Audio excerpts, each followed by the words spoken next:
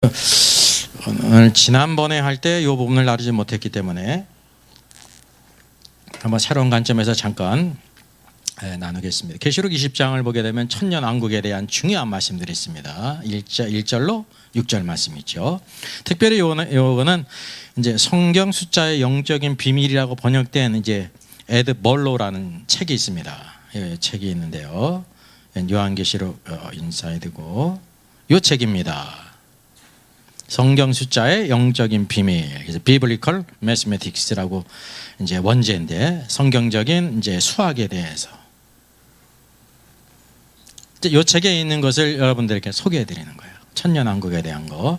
그러니까 천년왕국에 대한 것은 내용적으로는 제가 이미 성경 전체를 이렇게 이제 이렇게 써마리했고요. 이거는 어떤 면에서 지금 하는 거냐면 구조 면에서 제가 처음에 5대 제사가 있고 모세 오경이 있고 이제 다윗의 그 5개의 문맷돌이 있고 쭉 이렇게 했잖아요. 예수님의 계보에 5 여인이 들어가고 교회를 세우는 직임자 가운데 몇 직분이 있었어요?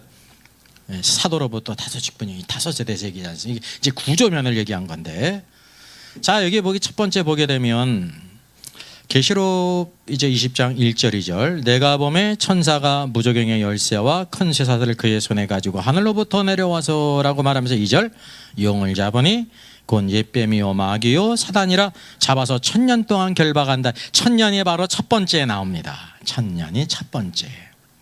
왜 이것이 첫 번째에 나오냐는 거예요.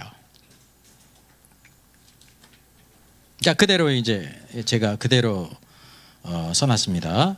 일은 하나님을 나타내는 숫자다. 이게 1000년 동안이 첫 번째 나오잖아요. 이 1000년이라는 내용뿐만 아니라 요 6절에 이르기까지 1000년 동안이 몇 번 나옵니까?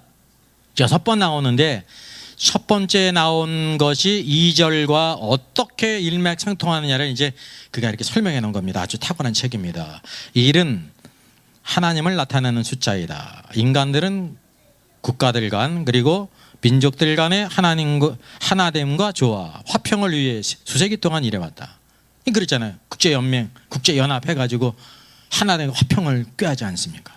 그러나 번번이 실패했다. 그들이 실패한 충분한 이유가 있다. 마귀가 아직 결박당하지 않았기 때문이다. 마귀가 결박당하기 전까지 이 세상에는 하나됨과 일치, 화평이, 평화가 존재할 수 없다. 마귀가 결박당하면 하나됨이 실현될 것이다. 쉽게 얘기하면 이 말씀을 무천년사는 어떻게 해석해요? 마귀가 1000년 동안 결박됐다는 게 장차 있을 일이 아니라 예수님이 이 땅에 계셨을 때부터 재림 때까지가 마귀가 무저갱에 감금된 것이다 그러지 않습니까? 이게 전혀 틀리는 겁니다. 무천년설은 로마 카톨릭의 신학입니다. 이거를 말하고 있는 거. 오늘날까지 세계의 모든 나라들이 다 평화와 하나됨과 번영되는 그 지구촌을 꿈꾸지만은 번번이 실패하고 전쟁이 끊이질 않는데 그 이유가 뭐라는 거예요? 마귀가 아직 무저갱에 갇히지 않았기 때문이다. 그래서 첫 번째 1000년은 마귀가 무저갱에 갇히는 것과 관계가 있다라는 걸 말하고 있는 것입니다. 두 번째 1000년이 나옵니다. 무저갱에 던져 넣어 잠그고 그 위에 임봉하여 1000년이 타도록 다시는 만국을 미혹하지 못하게 하는데, 그래서 1000년 동안 만국 모든 나라를 미혹하지 못하게 한다는 거죠. 그러니까 이제 이 마귀가 무저갱에 갇히기 전에는 뭐를 한다는 것을 여기에 또 보여주고 있습니까? 세상 모든 나라를 미혹한다는 거죠. 이게 성경의 가르침이잖아요. 그래서 이게 왜 두 번째에 나오느냐? 이는 분열을 나타내는 숫자이다. 마귀가 장기음을 당하고 임봉당하게 될 때 그의 분열케 하는 행위, 여기 미혹게 하는 행위가 1000년이 지날 때까지는 끝나게 된다. 이게 두 번째 1000년에 대한 거예요. 이것이 두 번째 내용과 연관된 것이.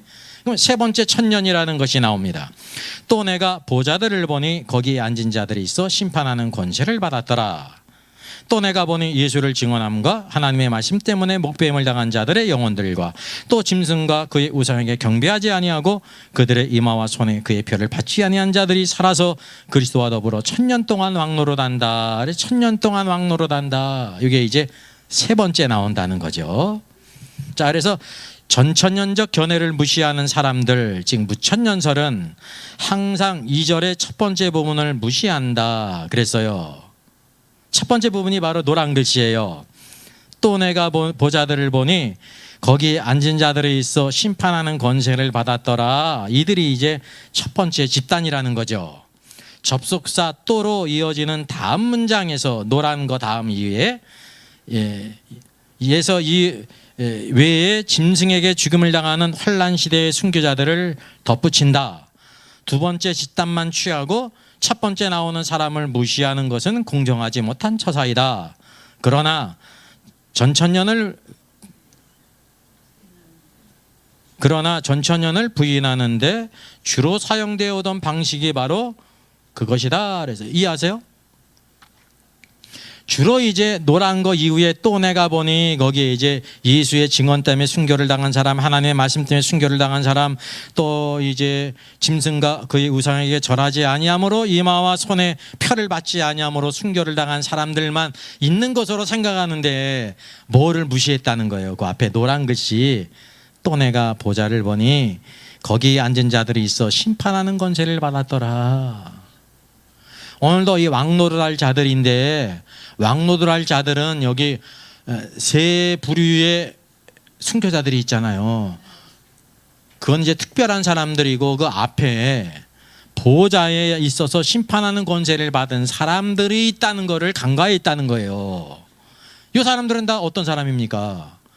계시록에 나오는 이기는 자들, 그들이 다 심판하는 권세를 받잖아요. 그거를 이제 무천년설은 무시했다 그거예요. 왕노릇한 사람은 이런 구체적으로 순교자들이 있을 뿐만이 아니라 앞에 전반적으로 이기는 자들이 있다라는 것입니다. 이기는 자들이 있다. 자, 또 이어서 말합니다. 3은 그리스도와 그의 백성의 몸의 부활과 연관된 수로 알려져 왔다. 그래서 1000년 동안 왕노릇한다는 것이 여기 세 번째에 나온 거 아니죠? 세 번째잖아요. 세 번째. 이제 부활의 수로 알려졌다. 요한이 1000년을 세 번째로 언급한데 대목이 이 구절이다. 바로 다음 절에서 요한은 이것을 다시 언급하면서 그것을 첫 번째 부활이라고 한다 그랬어요. 무천년설은 요 첫 번째 부활, 여기 그들이 살아서를 뭐라고 해석합니까? 영적으로 살아서 구원받을 때 거듭났다라고 말해요. 이거를 무천년설은 예수님 당시로부터 전 시대에 걸쳐서 예수님 믿는 사람이 다 첫 번째 부활을 했다라고 믿는 거예요. 영적으로 부활을 했다고. 그 잘못된 거죠. 그래서 삼위 부활과 관계되어 있는데 어떻게 관계되어 있습니까? 제가 이제 이거를 한번 정리해 봤어요. 성경에 나타난 삼의 의미가 있어요. 하나님의 창조가 이제 여섯째 날까지 있고 일곱째 날 안식하심으로 완성이 됐잖아요. 셋째 날은 뭐를 하셨습니까? 셋째 날아 이럴 때 이 지구가 있었습니까? 없었습니까? 셋째 날에 지구가 있었어요? 없었어요? 아, 있었는데 물에 덮여 있었죠. 무슨 말인지 아시죠? 둘째 날 궁창 위의 물과 궁창 아래의 물로 나뉘었음에도 불구하고 지구가 물에 덮여 있잖아요. 그래서 하나님께서 어떻게 하세요? 셋째 날에 땅을 융기시키고 물을 한 군데 모이게 하심으로 인해 가지고 물을 바다로 칭하시고 이 땅을 무시라고 칭하지 않습니까? 그걸로 끝나지 않았어요. 셋째 날에. 그리고 이어서 뭐를 하셨어요? 식물들을 종류대로 만드신 거예요. 셋째 날에. 셋째 날은 무슨 날이에요? 부활의 날이에요. 부활의 날. 이제 비로소 생명이 나온 거예요. 셋째 날이. 이걸 계시하고 있는 겁니다. 생명이 셋째 날에 나왔습니다. 부활의 날. 이때까지는 생명이 없었죠. 빛도 없었고 궁창도 없었고 땅도 없었고 또 하나님께서 식물들 생명들의 모든 생명의 기초가 되는 식물을 셋째 날에 만드셨단 말이에요. 이게 셋째 날은 부활의 날이라는 겁니다. 셋째 날이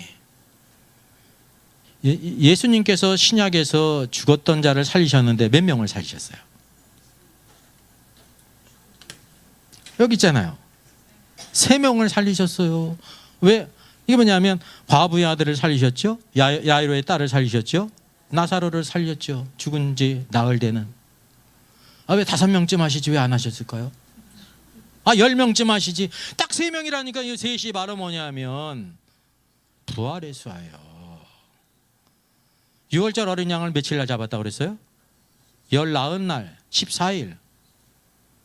예수님이 언제 부활하셨어요? 사흘 후에 17일. 사흘 후에요. 사흘 후에. 여호와 하나님께서 모세에게 이스라엘 백성들을 데리고 여호와께 희생을 드리러 간다고 하는데 어디에서 희생을 드린다고 그랬어요? 아니 광야인데 아무 데가 아니에요. 사흘길쯤. 사흘길쯤 가서. 이 사흘길이라는 게 뭐냐면 부활의 숫자예요. 그래서 사흘이라고 말하고 있는 겁니다. 예수님이 십자가 달리셨잖아요. 제3시에 십자가 달리셨죠.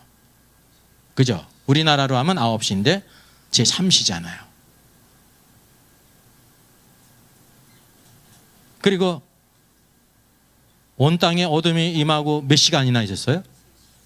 3시간이잖아요. 12시로부터 3시까지. 며칠 날 부활하셨어요? 사흘 만에 부활하셨잖아요. 이게 우연이 아닙니다. 3시라고 하는 숫자가 이 부활의 숫자를 우리에게 보여주고 있죠. 구약에서 죽은 자가 살아나는 경우가 있는데 몇 가지 경우입니까? 머리가 복잡해지네. 주제 파악을 하면 세 군데 딱 3번의 죽은 자가 살아나는 첫 번째가 사르밧 과부의 아들을 살리신 것이고, 둘째는 수넴 여인의 아들을 살리신 경우가 있고, 셋째는 엘리사의 뼈가 시체에 닿자 살아났잖아요. 회생했잖아요. 딱 3번이라니까. 구약에. 왜 구약에 4번이든지 5번이든지 7번이든지 럭키 7이든지 그렇게 하시면 안 되니 딱 3번만이냐 말이죠. 그러니까 하나님의 계획 가운데 딱 이와 같이 구약의 3번, 신약의 3번.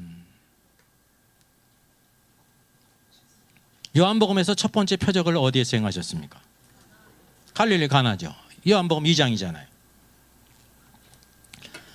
물로 포도주를 만드셨는데 그게 갈릴리 가나인지는 아는데 언제 그날이 언제 있을까요?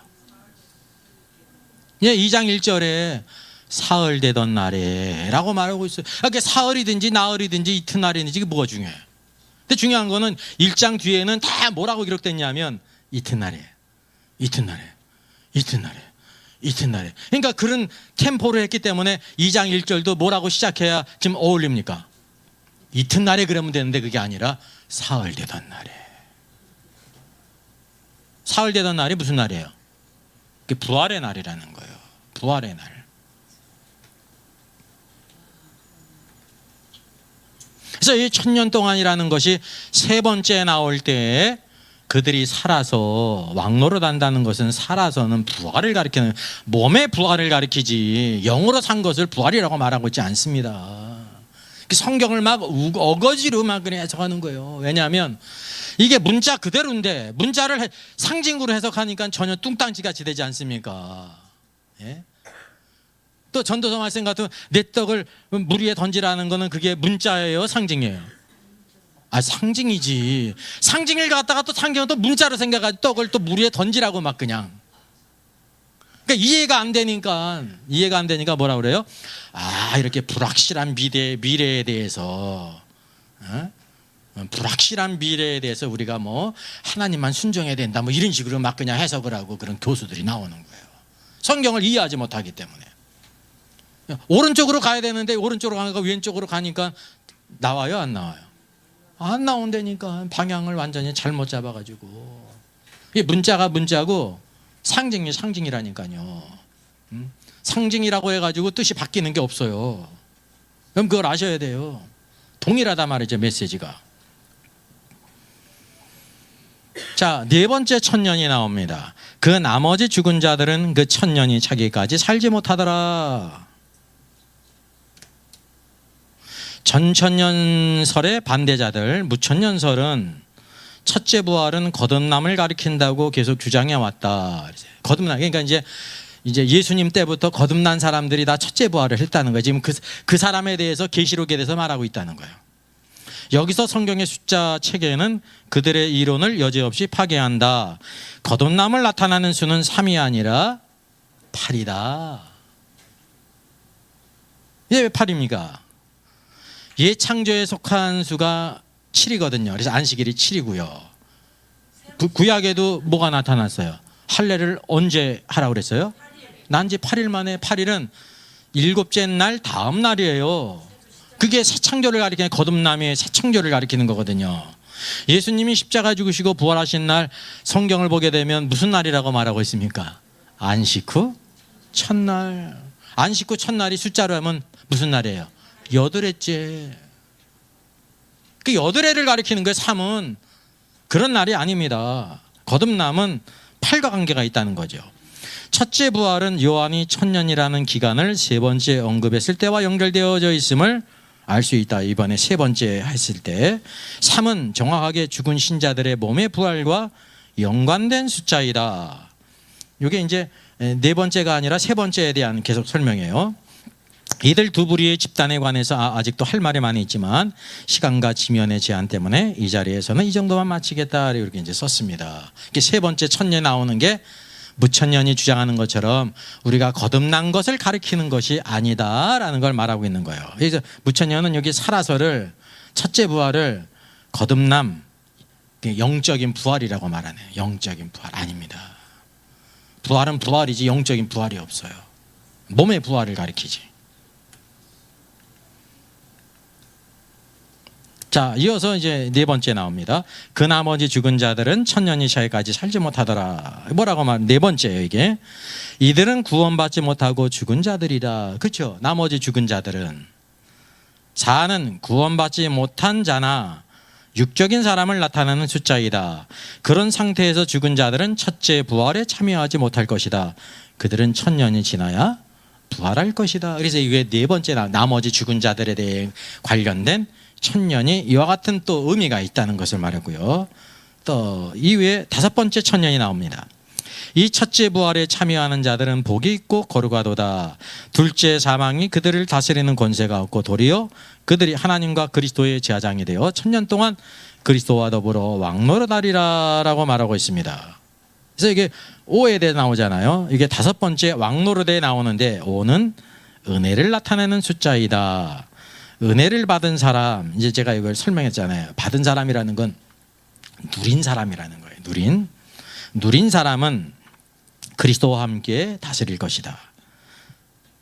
한 사람의 범죄로 말미암아 사망이 한 사람을 통하여 왕노릇하였은즉 더욱 은혜와 의의 선물을 넘치게 받은 자들은 한 분 예수 그리스도를 통하여 생명 안에서 왕노릇하리로다. 그래서 이 왕노릇함이 무엇과 관계 있습니까?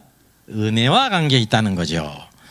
그래서 성도들이 현재에는 왕노릇하지 못한다는 사실을 다음과 같은 말씀에서도 확실히 드러난다. 고린도전서 4장 8절 우리가 너희와 함께 왕노릇하기 위하여 참으로 너희가 왕이 되기를 원하노라. 이 말은 지금 왕노릇 한다는 겁니까? 못한다는 것을 가리킵니까? 아직은 못하지만 장차 왕노릇하게 될 것이다. 우리의 목표가 그것이다 라는 걸 말하고 있는 거예요. 그래서 이제 이런 모든 것들이 왕노릇하는 것이 부활과 함께 몸의 부활이 있은 연후에 그렇게 될 것이다.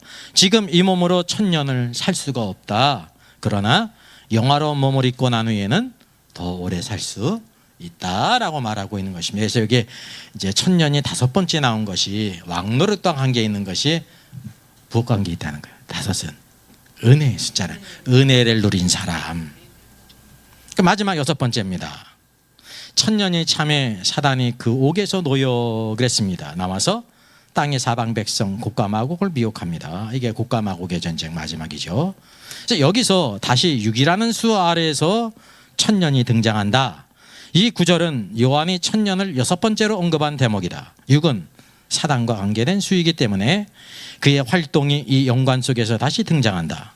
계시록 22장 2절 3절에서 천사가 사단에게 여섯 일을 알 것을 알 수 있다. 첫째, 사단을 잡는다.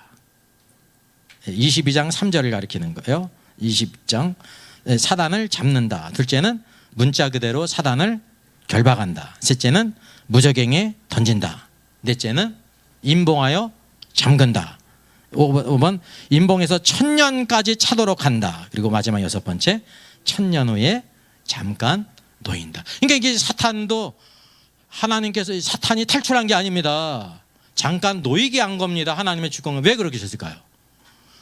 이 땅에 천년왕국의 백성으로 들어간 자들이 있어요. 그들은 거듭난 사람이 아니기 때문에 무엇을 통과해야 되냐면 한번 이런 시험을 통과해야 돼요. 마귀의 시험을. 마귀도 그럴 때 쓰인다는 거죠. 근데 바다의 모래 같은 사람들이 다 그리스도와 사랑하는 성을 대적하지 않습니까? 모두 불의해서 심판을 당하잖아요. 거기서 살아남은 자만, 반역에 가담하지 않은 사람만 새하늘과 새 땅의 백성으로 들어가는 거예요. 이게 새하늘과 새 땅에 만국 백성이 있어요, 없어요? 있어요. 만국 백성이. 그들은 여전히 죄성을 가지고 있기 때문에 뭐가 필요합니까? 잎사귀로 소송케 된 것이 필요하죠. 열매는 하나님의 자녀들에게 필요한 것이고, 우리 구원받은 성도들이 그 열매를 누리는 것이고, 그 잎사귀는 만국, 열국 백성들을 소송케 하기 위해 있는 것이라는 걸 보여주고 있는 것입니다. 우리 믿는 자들은 아무리 그지 같은 신앙생활에도 백성 될 자격이 없는 거예요. 하나님의 자녀니까. 그지 같아도 하나님의 자녀지 백성이 아니에요. 다스림을 받는. 종류가 틀리단 말이에요. 종류가. 하나님의 자녀로서 살라고 하는 사실이죠. 자, 오늘에서 42번째 레위기 3장 화목제물과 관련되어져서 하나님의 구원의 경륜을 한번 쭉 이렇게 구체적으로 살펴보고, 또 크로스 체크하면서 어떤 구조로 이루어졌는가를 말씀하면서 계시록 우리 20장에 나오는 천년왕국에 대한 6번째 언급이 에드 멀로우의 그 책에서 어떤 의미로 쓰여져 있는지를 우리가 보게 되면서 성경 안으로 또 깊이 들어가고, 오늘도 하나님의 진리의 말씀은 오늘도 우리를 세우고 승리케 하십니다. 오늘도 주의 말씀대로 사는 것이 하나님을 높이고 승리하는 길입니다. 우리의 모든 사람들 말씀과 기도로 늘 승리하고 주께 영돌리는 귀한 역사 있기를 바라겠습니다.